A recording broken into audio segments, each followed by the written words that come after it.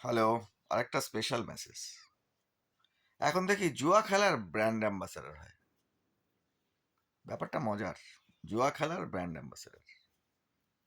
আমারও একজন প্রিয় মানুষ জুয়া খেলার ব্র্যান্ড অ্যাম্বাসেডর।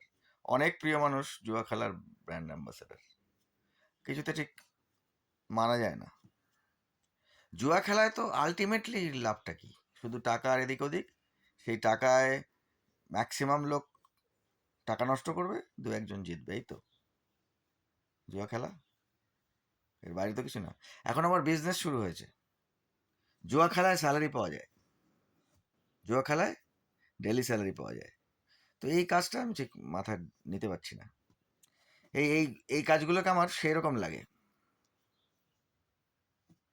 অবৈধ চাওয়া।